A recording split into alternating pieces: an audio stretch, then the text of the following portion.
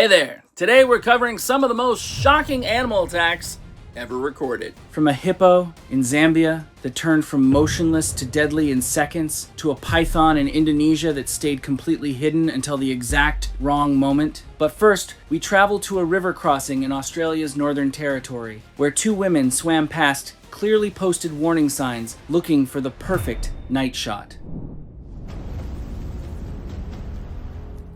It was October 8th, 2021. The East Alligator River in Australia's Northern Territory looked calm, almost inviting, but beneath that still water, something was waiting. 24-year-old Harper Collins and 22-year-old Jade Moreno had built a fast-growing TikTok page by chasing dangerous stunts, and that night they were about to enter the river, believing the river looked safe enough for a quick swim. Harper Collins, 24, and Jade Moreno, 22, met 3 years earlier at a small gym in Brisbane, where Jade worked as a fitness instructor, and Harper came in twice a week between photography jobs. The two became close quickly, bonding over a shared love of hiking and remote travel. When Harper started posting travel photos on TikTok and her page picked up steady growth, she asked Jade to join her full-time as a content creator, handling logistics and appearing on camera while Harper filmed. Jade left her instructor job within months, and the two spent the next 2 years driving across Australia together, building their page around wild, unscripted travel content. Their formula was simple. Instead of expensive sets or scripted content, they went looking for danger, mystery, or strange wildlife, believing that real reactions pulled in more viewers than anything planned in advance. The pair had been driving across the northern stretch of Australia for almost 2 weeks, stopping wherever the scenery looked good enough to film, sleeping in the van most nights, to save money for better camera gear later in the trip. That afternoon, they reached a river crossing lined with yellow crocodile warning signs. Most visitors stayed on the boardwalk and filmed from above, but Harper wanted something more dramatic. She planned to film both of them swimming across the river at night, ending with a wide shot of the stars reflected on the water. They never told the nearby campers what they were about to do. I find it unsettling that this story wasn't built around one huge mistake. It was a chain of small choices that each made the next one seem easier, until together they led somewhere there was no coming back from. Just after sunset, the river looked completely still. No ripples, no movement, nothing breaking the surface anywhere along the bank. Harper assumed the calm water meant no crocodile was close enough to be a danger. She set her camera up on a tripod at the water's edge and left it recording, while she and Jade waded in together, moving slowly to keep the surface calm for the shot. Saltwater crocodiles rarely announce themselves before they attack. An adult male can weigh over 1,000 pounds and can stay almost fully submerged for hours at a time, showing nothing more than its eyes and nostrils above the waterline. They rely on stillness far more than speed, often resting motionless near a drop-off in the riverbed, while waiting for something to wander close enough. Neither woman realized that a large male crocodile had been resting in exactly that kind of spot, only a short distance from where they entered the water. They moved farther from the riverbank, stopping every few moments so Harper could adjust the camera angle. Small ripples spread across the quiet water as they swam. Hidden beneath the surface, the crocodile didn't charge. It stayed almost completely underwater and slowly closed the distance, the same patient way it hunted anything that entered its territory. In the darkness, both Harper and Jade were focused on getting the perfect shot. Neither of them noticed they were no longer alone. I think this is the part of the story that stays with people the longest. The river never changed the entire time they were in it. It looked exactly the same in the last calm minute as it did in every calm minute before that one. The crocodile itself was almost impossible to spot. The danger, however, had been clearly warned about before they entered the water. The attack happened in seconds. There was no splash, no warning, and no time to swim back to shore. Jade was closest to the deep water when the crocodile struck. It burst up from beneath the surface, clamped its jaws around her leg, and dragged her underwater almost instantly. Hearing the splash, Harper turned toward Jade instead of swimming for shore. That one decision put her in the same part of the river where the crocodile had just attacked. As Harper swam toward Jade, her movement brought her within reach of the crocodile. It grabbed Harper around her body and arm and pulled her underwater as well. Early the next morning, campers walked past the crossing and found only a camera standing on its tripod and a pair of shoes near the riverbank. There was no sign of either woman. Rangers recovered the camera and launched a search with boats and a helicopter. Later that day, both bodies were found downstream, caught against a fallen tree near the bank. Investigators said the tragedy came down to a series of dangerous choices: entering a river covered with crocodile warning signs and swimming after dark when it is almost impossible to see what is beneath the water. Investigators recovered the camera, but any footage from it was never released out of respect for both families. To me, this case is less about two people chasing danger and more about two people chasing a single shot for an audience that never asked them to take this kind of risk. A crocodile does not check why someone has stepped into its territory. It does not care whether the reason is survival or a video meant to perform well online. The next story also begins with calm water, but this time the danger was not hidden below the surface. It was standing right in front of the camera in broad daylight, and it did not need to hide at all to become fatal. August 11th, 2020. A quiet haze sat over the lower Zambezi in Zambia as the dry season pushed wildlife closer to the last remaining pools of water along the riverbank. Serena Brooks arrived at a small river lodge that morning with one goal in mind: a single clean shot that would outperform everything else on her page that year. Serena Brooks was 29 years old, and for several years she worked as a freelance video editor from home, taking on jobs for other people while quietly building her own TikTok page on the side. At some point, without really planning for it, her wildlife clips started doing better than the paid editing work she was hired to do, and she became a full-time TikTok influencer chasing bigger and riskier content. She grew up in a small town just outside Cape Town, and nature had always pulled at her, even as a kid. But she never studied animals in any real way. She never trained for this. Other photographers spent years learning the reserves they filmed in, learning how animals moved and reacted before they ever picked up a camera near one. Serena did the opposite. She walked straight toward whatever she found and let the camera catch whatever happened next. Her followers loved that about her. They loved how close she always seemed to get to something dangerous. What most of them never realized is that most of those earlier clips only worked out because she got lucky, not because she understood the risk she was taking. That morning, she spotted a hippo resting alone near the shoreline in full daylight. Its body was mostly sunk into the mud, with only its back and the top of its head sticking out above the waterline. It barely moved.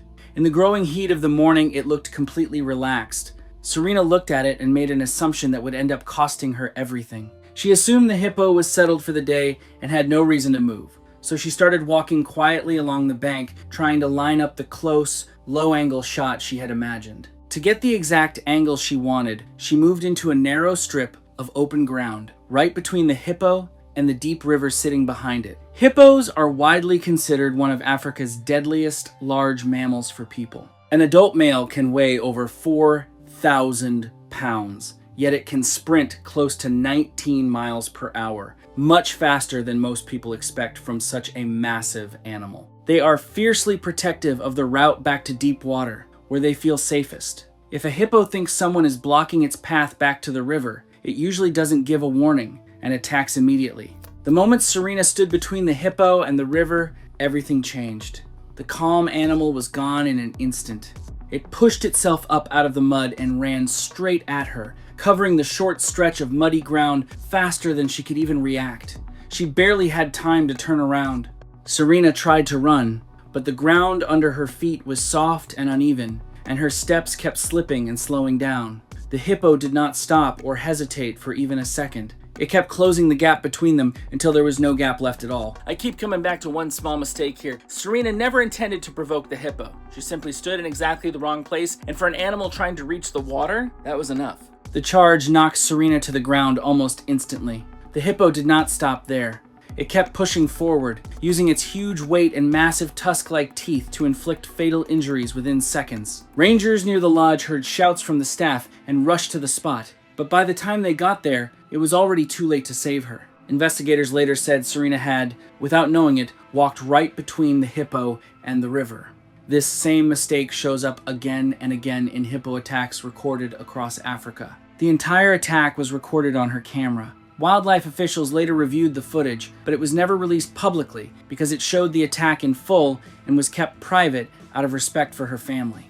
People often assume the greatest danger on a river safari comes from something with teeth built specifically for hunting, like a crocodile or a lion.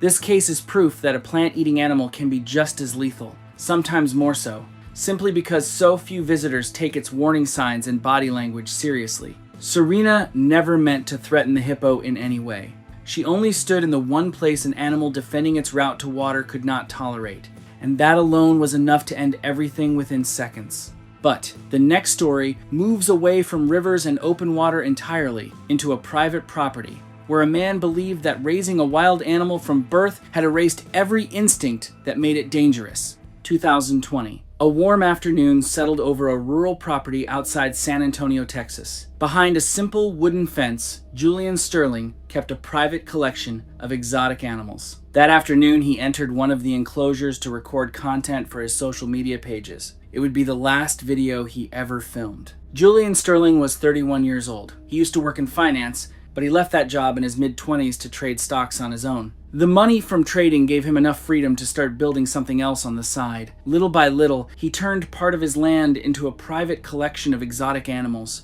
Over the years, he kept adding more enclosures as his collection grew bigger. Julian liked to film himself getting close to the animals and posting the clips on TikTok, where he had grown into a well-known influencer. He wanted to show people that patience and love could win over any wild instinct. That idea became his whole brand online, and it earned him a loyal following. One of the animals in his collection was a chimpanzee named Barnaby. Julian bought him as a baby from a private breeder. In the beginning, Barnaby lived right inside Julian's house and was raised almost like a member of the family. It was only years later that he was moved outside into his own enclosure. By that spring, Barnaby had grown into a fully mature adult male weighing close to 120 pounds. Adult male chimpanzees are extremely protective of their social rank. As they mature, they naturally try to establish dominance, even over people they have known for years. Trying to physically restrain them, forcefully remove an object, or otherwise assert dominance can be interpreted as a direct challenge. When that happens, a chimp can escalate with astonishing speed, and the warning signs are often so brief or subtle that people fail to recognize them. Julian continued treating Barnaby the same way he had years earlier, wrestling with him casually and sharing food by hand directly in front of the camera, never adjusting his approach as the animal's size and strength increased. While recording, Barnaby picked up a plastic bottle of juice that Julian had brought into the enclosure and refused to let go when Julian tried to take it back. Julian stepped closer, placed his hands on Barnaby's shoulders, and tried to take control the same way he had many times before. But this time was different. Barnaby attacked instantly. In just a few seconds, he knocked Julian to the ground and overpowered him. Like many chimpanzees during a dominance fight, Barnaby went for the face, hands, and feet to stop his opponent from fighting back. This case bothers me for a different reason than most of the others in this list. Julian was not a stranger walking into unfamiliar territory that morning. He raised this animal from a baby and still misread the moment completely, which says something important about how differently affection and raw physical instinct operate once an animal reaches its full adult strength. It was Julian's assistant who helped manage his page and usually edited his footage, who eventually noticed he had missed several messages and had not shown up to send over the raw file as planned. When she drove out to the property to check on him, she heard sounds coming from inside the enclosure and immediately called emergency services. By the time responders arrived, Barnaby was still inside the enclosure, preventing anyone from reaching Julian safely. Animal control officers secured the chimp before emergency crews entered. He was found with catastrophic injuries to his face and hands, multiple deep bite wounds, and extensive tissue damage across his body. Doctors later determined that he died from hemorrhagic shock caused by the traumatic injuries sustained during the attack. The footage from that recording session was never made public. It was recovered from his camera afterward and reviewed only by investigators trying to understand what happened. I think people often assume that raising a wild animal since birth removes its instincts completely over time. It does not. It only changes how those instincts show up later. And in Barnaby's case, years of trust and human upbringing did nothing to stop a dominance challenge from turning fatal in under a minute. The next story leaves privately owned animals behind and returns to open water, where a young woman waded toward a saltwater crocodile on purpose, believing confidence alone would keep her completely safe. It was August 22nd, 2019. The dry season had lowered water levels across a private marshland estuary outside Darwin, Australia, leaving wide mud banks exposed along the shoreline for the first time in months. Saffron Vance arrived that afternoon with raw chicken legs, a selfie stick, and a plan to film something she believed would prove she had no fear at all. Saffron Vance was 22 years old. She worked part-time as a jet ski instructor at a marina near Darwin. And outside of that, she was building a following on TikTok as an up-and-coming influencer, mixing swimwear photos with risky outdoor stunts filmed along the coast. She got into this restricted estuary through someone she knew, a person who looked after part of the land. She knew full well the area was home to several large saltwater crocodiles, the kind locals stayed away from no matter the season. Her plan was simple: wade into the shallow water, tie raw chicken to a short stick, and get a crocodile close enough to the camera to make the footage look dramatic. She had heard stories from locals about a bull crocodile in the area measuring close to 14 feet and hoped it would appear while she filmed. She waded knee-deep into the murky water near the mud bank, splashing her boots repeatedly to draw the reptile's attention toward her. Saltwater crocodiles hunt using sharp eyesight along with special sensors on their jaws that pick up even the smallest vibrations in the water. These sensors help them sense movement close by, even when the water is murky and hard to see through. They do not swim up slowly to check things out first. Instead, they stay completely still and wait until the timing is just right, then strike fast, covering several feet in less than a second. To a crocodile, repeated splashing at the surface looks just like prey struggling to get away. Saffron thought the crocodile would move toward her slowly, giving her time to step back if anything went wrong. Instead, it exploded out of the water just 3 feet away, clamping its jaws around her hip and lower body in a single attack. It immediately dragged her into deeper water and began spinning its body, a move that quickly left her unable to fight back and caused devastating injuries. I find something almost ironic sitting at the center of this case. The whole point of the stunt was to prove she was not afraid of the crocodile, yet fear was never actually the reason things went wrong for her. What mattered in that moment was understanding how the animal actually hunts in the wild, and that was the one piece missing from her plan entirely. Saffron's phone had been sitting on a small tripod near the bank the whole time,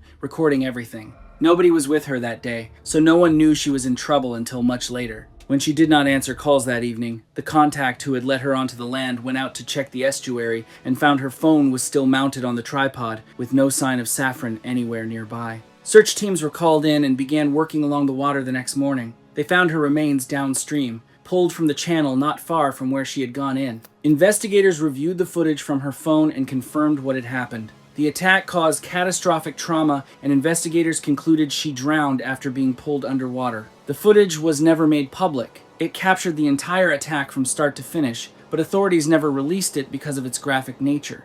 I think confidence created the illusion that this was some kind of negotiation happening between her and the animal. But a saltwater crocodile does not negotiate under any circumstances. It simply waits until the odds favor it completely, then acts without a single moment of hesitation. The next story leaves murky water behind for dry ground after dark. Saffron never saw the crocodile until it was too late because it stayed hidden until the final moment. But in the next case, the danger was never hidden. A man heard it calling from the darkness and still walked straight toward it, convinced he knew exactly what he was hearing. February 19th, 2022. The sky was clear and the night air felt cool over a private conservancy near a well-known reserve in South Africa. Most trackers stay quiet and careful once the sun goes down out there. That night, Marcus Thorne walked out alone into the dark, heading straight towards something he never saw coming. Marcus Thorne was 29 years old. Before content creation, he worked as a military contractor for years. After leaving that job, he started posting wildlife clips on TikTok as a hobby, filming reserve trips whenever he had time. His page grew fast, and within a couple of years, he turned it into a full-time career, building his following around close encounters with Africa's deadliest predators. As his page picked up more attention, he leaned harder into riskier footage, since that always performed best on his account. Marcus had one rule he kept breaking. Most game reserves banned walking around after dark, but he believed the best TikTok footage only came at night, so he ignored the rules whenever he thought he could get away with it. That night, he slipped out alone without permission, searching for a fully grown male leopard known to roam that part of the conservancy. He moved slowly with a handheld spotlight, stopping whenever alarm calls echoed through the bush, until he finally heard what he was looking for. He first heard the leopard's rasping territorial call. As he moved closer, the sound shifted into a low growl hidden in the darkness. Marcus assumed the leopard was simply moving through its territory. But experienced trackers hear that sound differently. A low growl usually means the leopard is warning something to stay away. It is often a sign that the animal feels threatened or is protecting something nearby. What Marcus didn't know was that the leopard had just dragged a large kill into a low tree nearby and was staying close to it. Thinking the cat was simply patrolling its territory, he walked closer instead of heading back to his vehicle. Then, to get a steady shot, he knelt down in the sand beneath the tree, completely unaware of what was directly above him. Leopards can weigh up to 160 pounds and are capable of dragging prey twice their own body weight straight up into a tree, a feat that shows just how much raw strength sits inside a relatively small frame compared to a lion. Leopards usually avoid confrontation whenever they can. However, a leopard defending a freshly cached kill may attack immediately if it believes escape or access to its meal has been threatened. By kneeling under the tree, Marcus ended up directly beneath both the leopard and the animal it had stored in the branches. With someone suddenly so close to its food, the leopard reacted immediately. It jumped down onto his back, knocking him to the ground with its full weight. It bit into the side of his neck, damaging major blood vessels. Its front claws gripped his shoulders while its back legs kicked hard to hold him in place. What strikes me most about this case is that Marcus did not become prey because he looked weak or particularly vulnerable out there alone. He became a problem the moment he stepped too close to the one thing a leopard is most likely to defend, a fresh kill it had worked hard to secure. Marcus died from the injuries he suffered in the attack, and the leopard dragged him several yards into nearby vegetation before returning to the cached kill. Anti-poaching patrols found his body and his still recording camera the following morning during a routine patrol. The footage was reviewed only for investigative purposes and was never released publicly. I do not see this as a story about bad luck at all. I see it as a reminder that shortcuts taken in the wild always come with a price eventually. And sometimes that price gets collected immediately without any warning beforehand. The next story leaves the open bush behind and moves into a small indoor studio where nothing about the setting looked dangerous at all. This time, the threat was not hiding in the dark or waiting in tall grass. It was sitting right in front of the camera the whole time, and the only thing standing between safety and disaster was how alert the person holding it could stay. November 11th, 2021. Warm, humid air filled a small indoor studio in Kerala, India. The kind of quiet, controlled space where nothing dangerous ever seemed to happen. Priya Nair walked in that day running on almost no sleep, about to do something she had done dozens of times before without a single problem. Priya Nair was 24 years old. She studied biology at a university in Kerala, and on the side, she ran a growing TikTok page as a reptile educator. Her content stuck to one simple idea, showing that most snakes only attack when they feel cornered. Followers loved her calm approach, and she rarely wore gloves or protective gear, since proving fear was bigger than the actual risk was kind of her whole thing on TikTok. What people did not think about was how much direct contact her job involved. She spent her time rescuing and relocating snakes pulled from nearby villages, sometimes several a week, putting her face to face with dangerous species more often than most creators doing this kind of content. That same routine, handled so many times without a problem, was about to be tested in a way she never expected. That day, her subject was a 10-foot king cobra recently rescued from a village outside the city and being temporarily housed before release. Her plan was to film its hooding display for her page while explaining the low, growl-like hiss the species makes when threatened. Priya had already been awake most of the previous night, finishing shifts at her university lab, and by filming time that afternoon, her focus and reaction time were far below normal.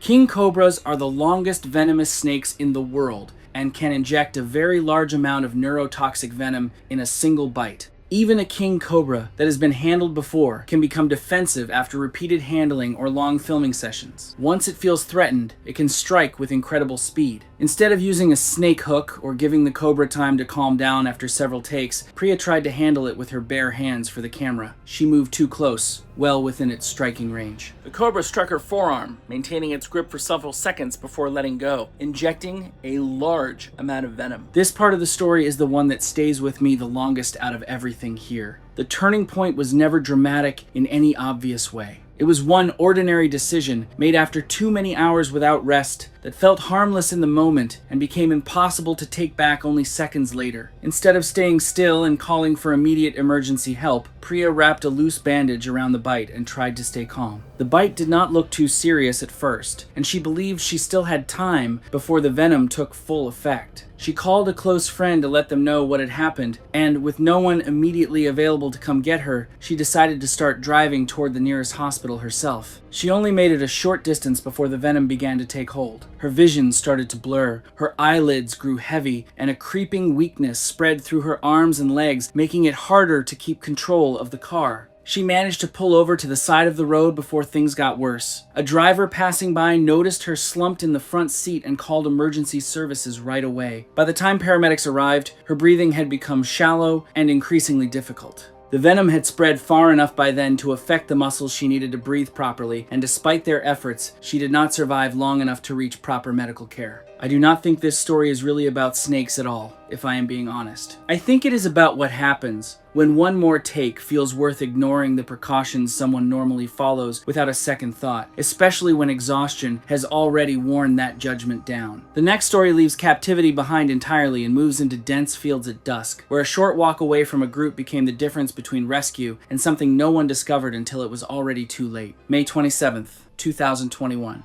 Dusk settled slowly over farm fields in South Sulawesi, Indonesia, the kind of fading light that made every shadow along the water canals look the same to anyone who did not know the area well. Jennifer Fletcher walked with a small group of local villagers that evening, looking for reptiles that most tourists never got close enough to see in person. Jennifer Fletcher was 24 years old. She studied biology before turning her passion into wildlife content on TikTok, building a following as she traveled through Southeast Asia and posted clips of the animals she found along the way. For 8 months, she had been making her way through Indonesia, working alongside local guides and villagers who knew the land far better than she did. Jennifer believed that showing people these animals up close was the best way to take away the fear around them. That belief was exactly why she kept going out after dusk with the villagers, trusting that they knew where certain snakes tended to show up once the sun started going down. That evening, the group walked along a line of water canals cutting through the fields, a spot known locally for snake activity once the heat of the day faded. Partway through the walk, Jennifer noticed movement near one of the canals and quietly stepped away from the group to get a closer look,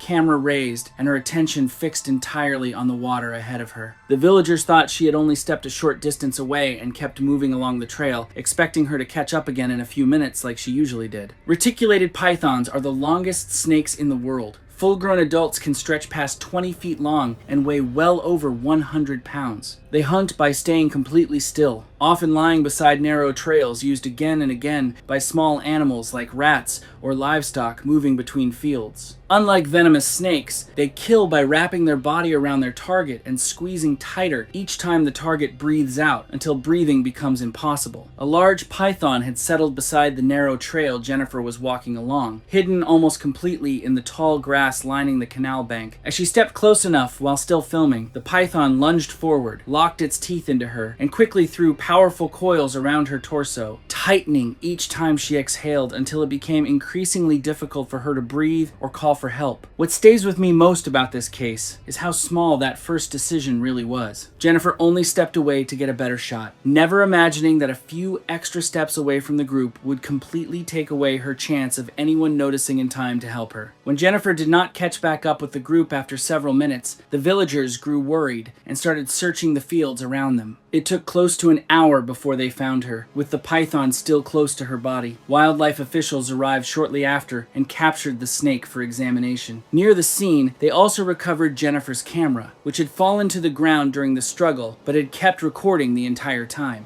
The footage confirmed exactly what happened, but it was never released publicly, since officials decided it was too disturbing to share and chose to keep it for investigation purposes only.